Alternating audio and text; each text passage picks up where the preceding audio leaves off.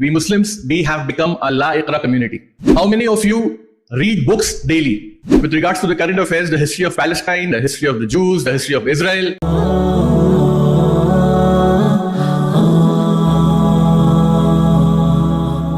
So the first wahi, the first revelation that came to our beloved Prophet Muhammad sallallahu alaihi wasallam, it was what? Iqra.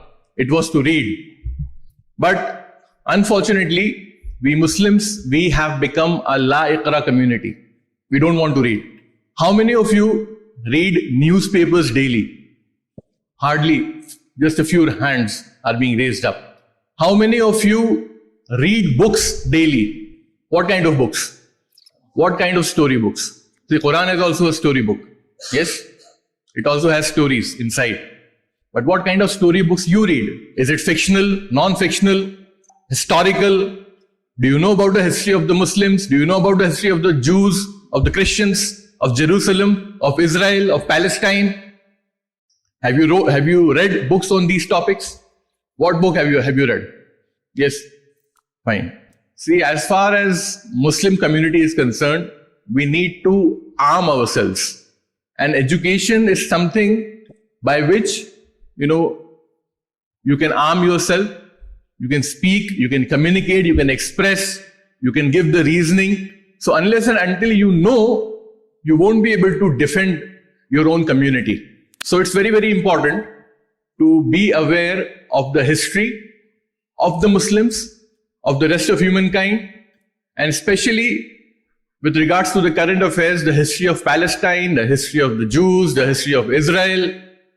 We must be aware of it. And the moment you get aware, you need to propagate.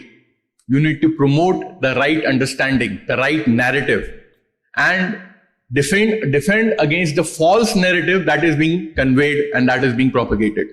So don't be La Iqra community. The first wahi, remind yourself always, the first wahi that came to our Prophet Muhammad was Iqra, was to read.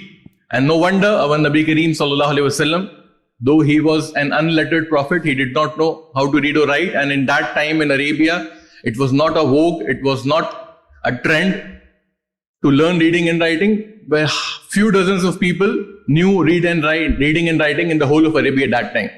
But yet, our Nabi Kareem sallallahu alaihi wasallam, he gave so much importance to education 1400 years back, and whenever the POWs were brought to him, prisoners of war after the battle, and if these POWs did not have enough money to buy the freedom, then the Prophet ﷺ used to ask them, do you know how to read or write?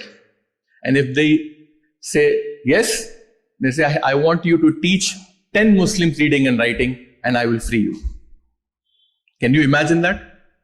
So much importance was given to education by our beloved Prophet Muhammad ﷺ 1400 years ago.